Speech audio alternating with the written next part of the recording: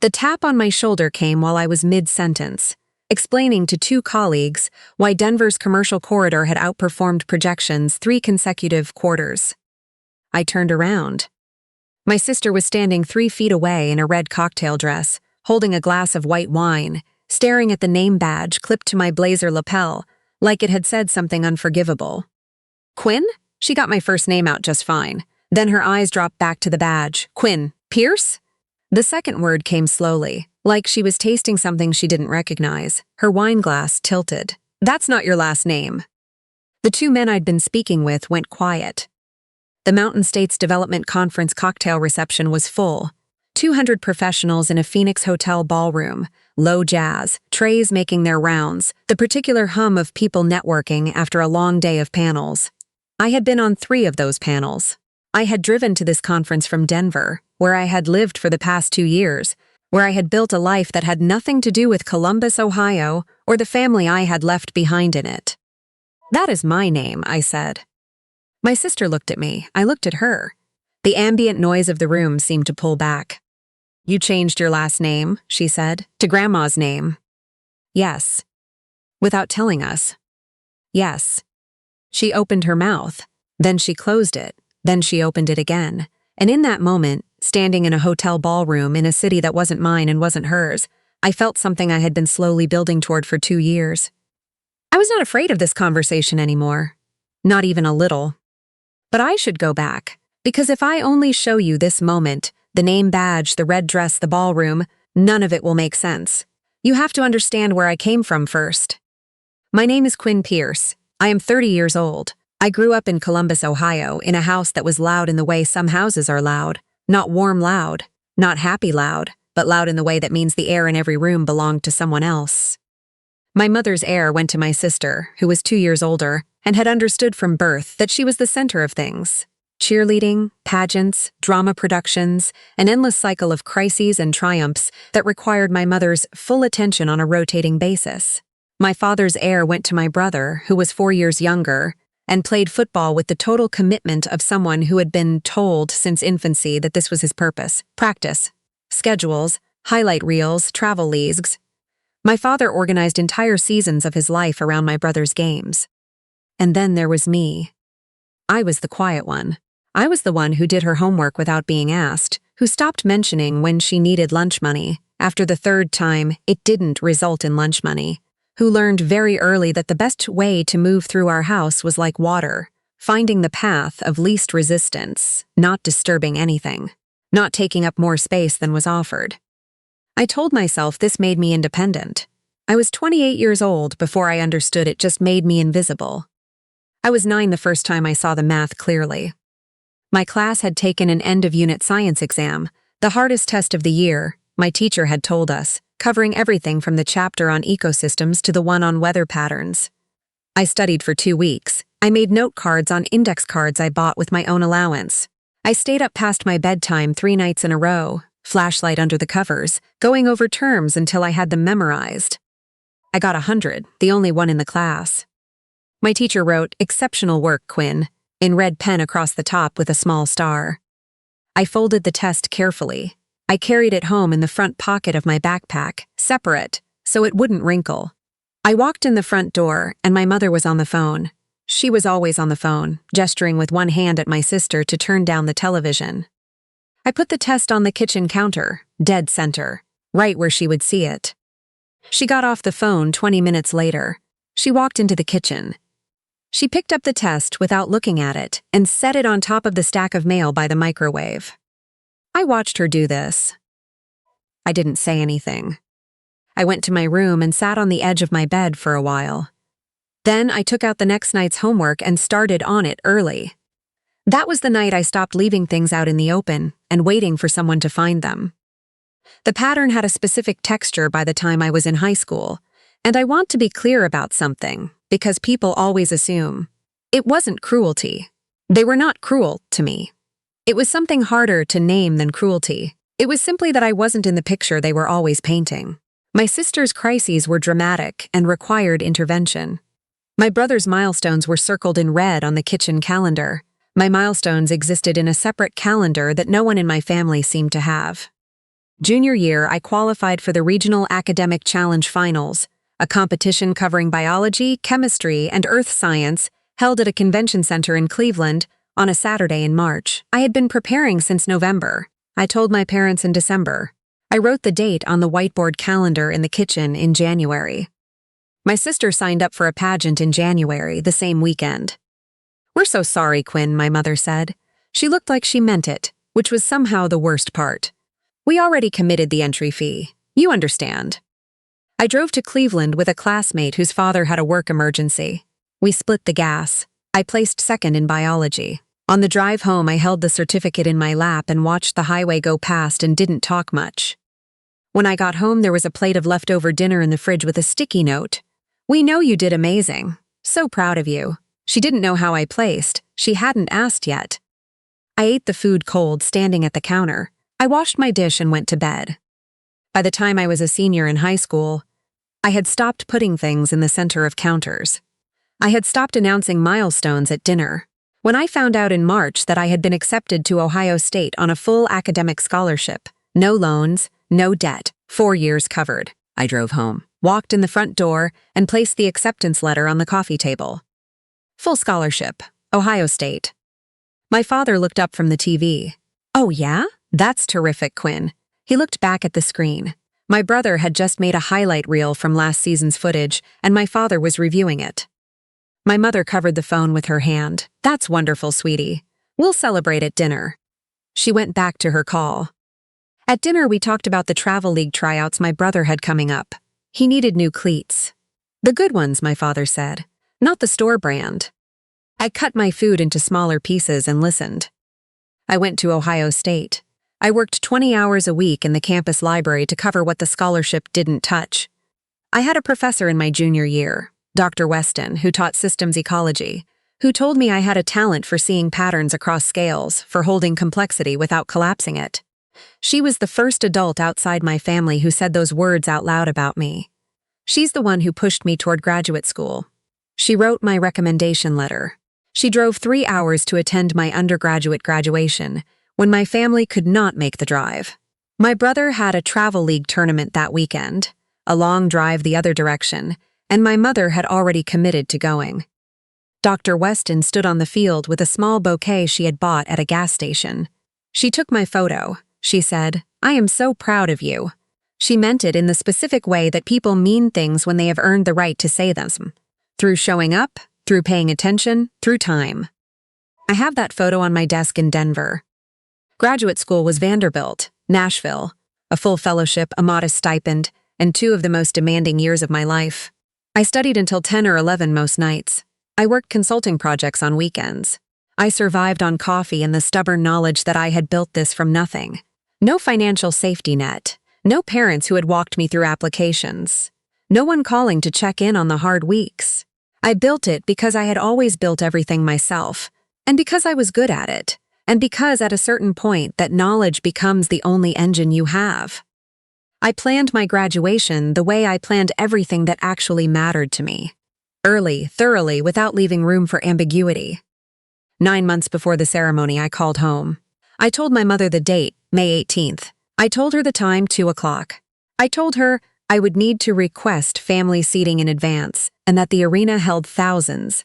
So she shouldn't worry about tickets selling out, but she should plan to arrive at noon to get through the gate comfortably. "We will be there," she said. Her voice was warm. I heard her writing something down. 6 months out, I sent a group text with the date, the address, 3 hotel recommendations near campus with links, and a note about parking.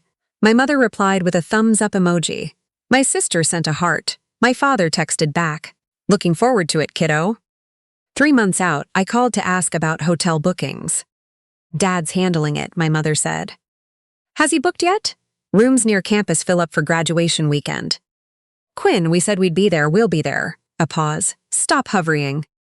1 month out, I sent an email with the parking map, the campus address, the specific entrance for family guests, and the name of the coffee shop closest to the arena in case they arrived early and wanted breakfast.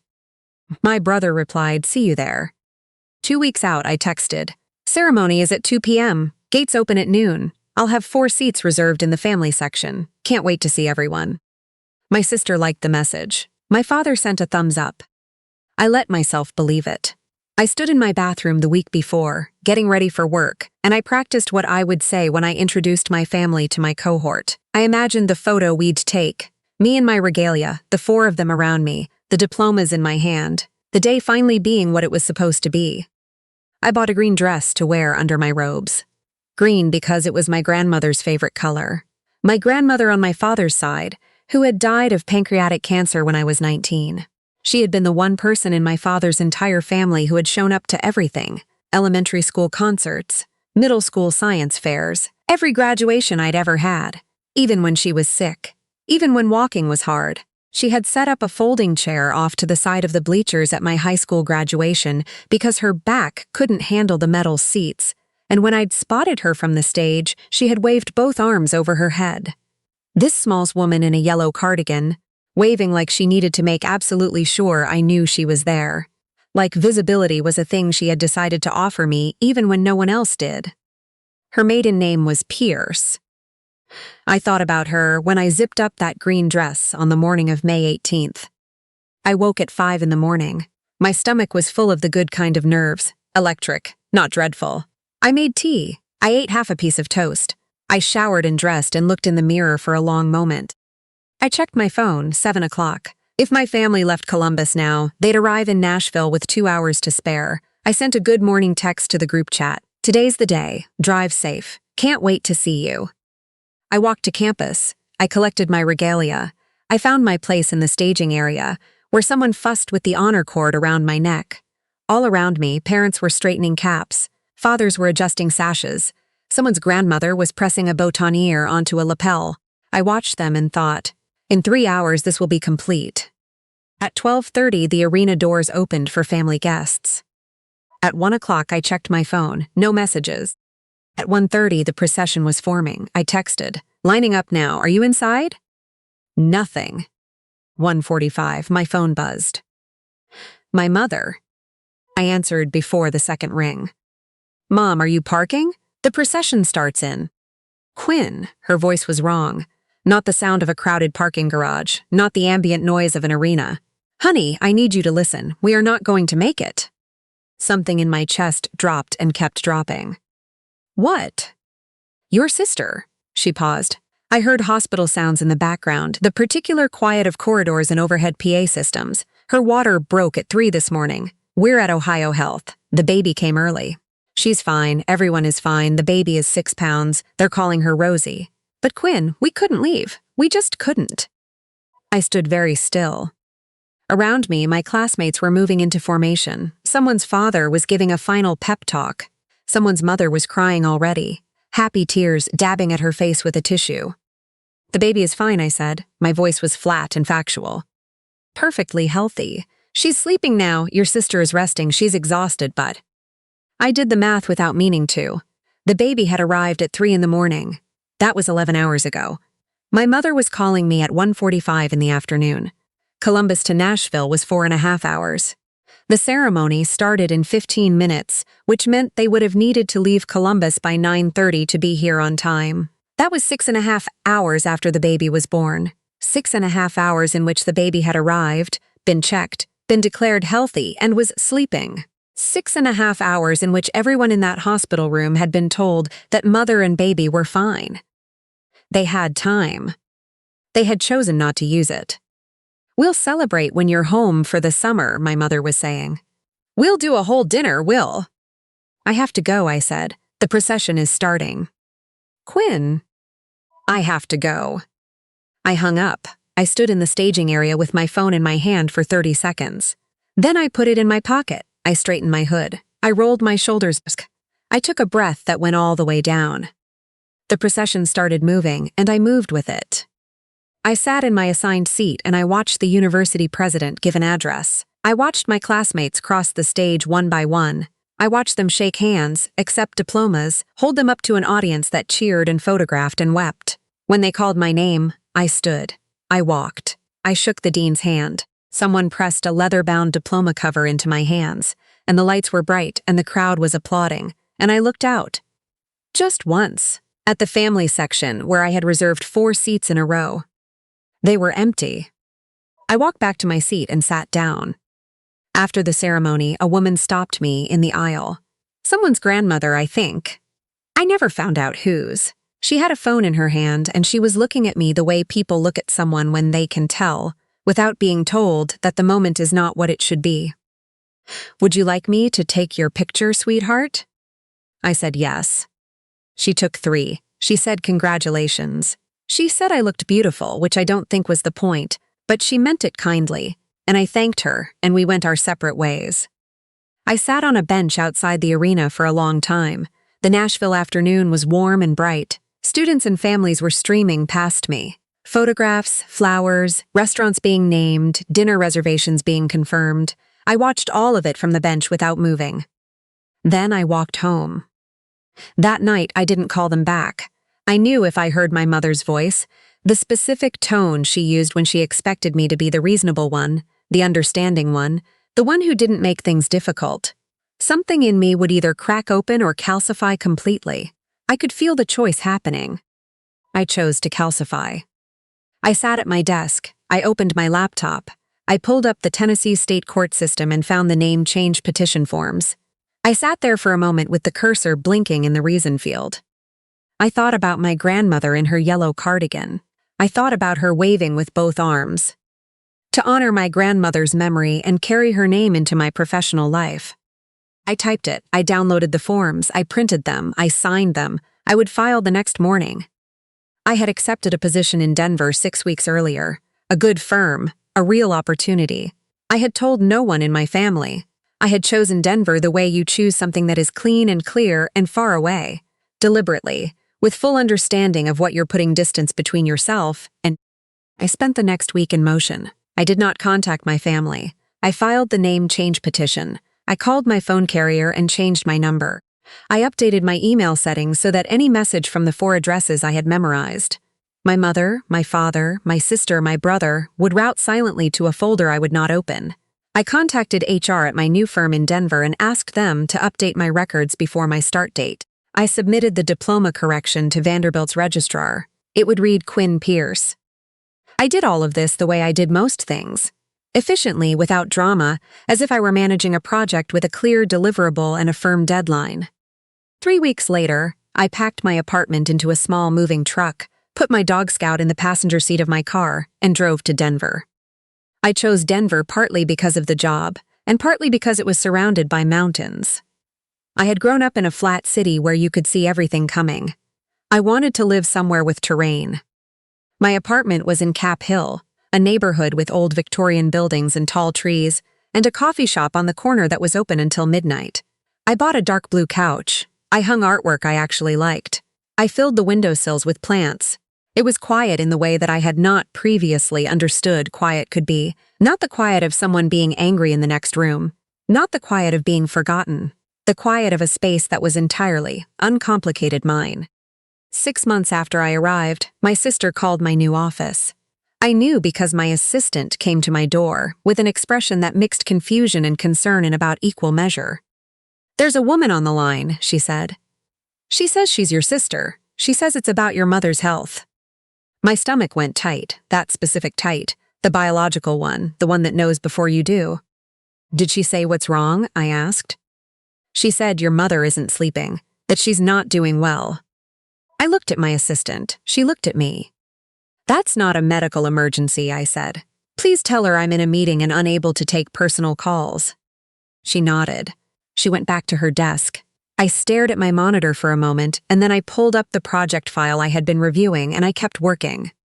The calls to my office stopped after my assistant, very professionally, told my sister, on the 3rd attempt, that if the calls continued, we would need to document them as harassment.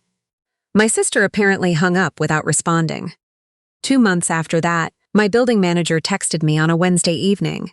"Hey, there's a man downstairs who says he's your father. He doesn't have your buzzer code. He's been standing outside for about 20 minutes. Do you know him?" I sat with that message for a long moment. Then I texted back, "Thank you for letting me know. He doesn't have my permission to enter the building. Please let him know the person he's looking for is unavailable." My building manager, who was very good at her job, handled it. An hour later, she texted again. He left. He never tried again after that. What followed, over the next several months, was a slow fading, like a signal losing range. The attempts became less frequent, then stopped. I understood that my family had done what my family always did when I was not directly in front of them. They had moved on to other things. My sister had her baby. My brother had his season. My mother had her calendar of other people's emergencies. I had existed in the space between those things, and now that I was gone, the space simply closed. I was not the shape of the hole they left. They were not the shape of mine. Denver made me. I don't know how else to say it. I had always been capable. I knew that. I'd always known that. But in Columbus, I had been capable in a house where capability was invisible. Here, my colleagues saw me. My manager gave me lead on a project 4 months in. I was promoted to senior analyst at the end of my first year. I made friends, real ones who texted first, who showed up when I said I wasn't doing well, who came to my apartment for dinner and stayed too late. I started hiking on weekends, waking early to drive up into the mountains while the trailheads were still empty, and the air smelled like pine and cold water. I learned slowly what it felt like to be in a room where people expected you to speak. It had been a year and 8 months since Nashville when the Mountain States Development Conference came around. I was invited to speak on 3 panels: sustainable development metrics, public-private partnership structures, and long-range regional planning.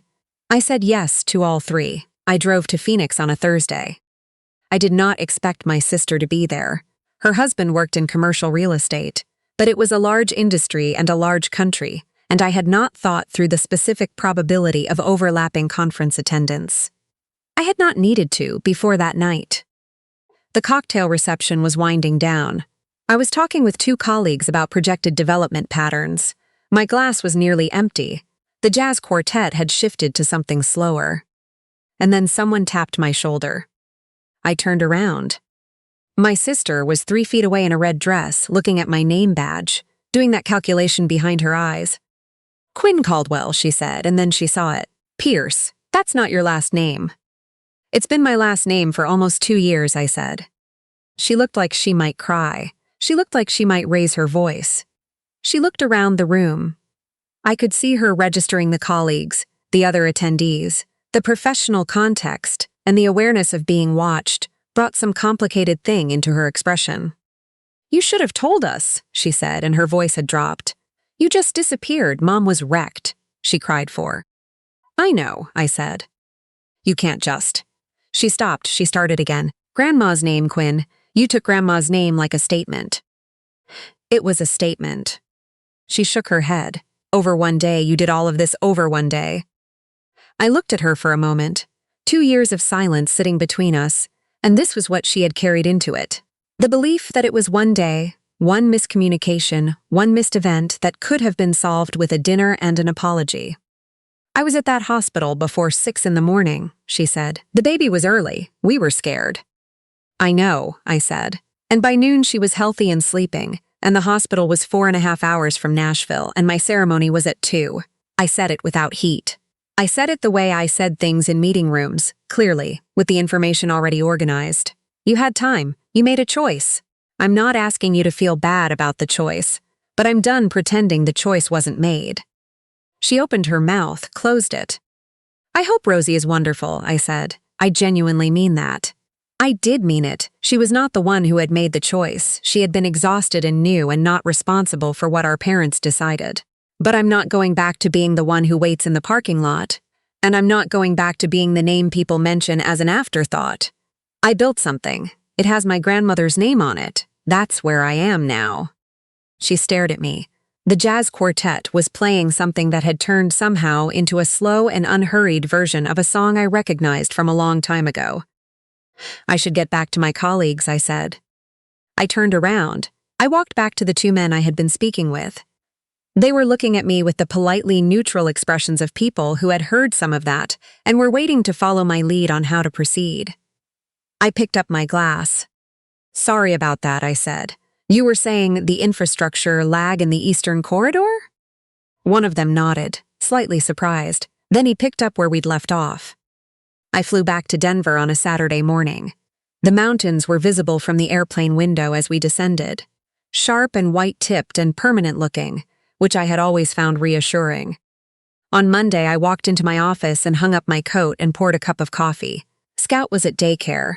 I had a city planning meeting at 10, lunch with a colleague at noon, and a project deadline at end of week. I sat down at my desk. On the corner of it was the photo Dr. Weston had taken on my undergraduate graduation day. Her arm around me, the gas station bouquet slightly wilted, both of us squinting into the sun. On my door was the nameplate the firm had installed when I was promoted. Quinn Pierce, Senior Analyst. I looked at it for a moment the way I sometimes did, not with longing, not with grief, but with a specific kind of recognition. The recognition of seeing something that is simply true. I opened my laptop.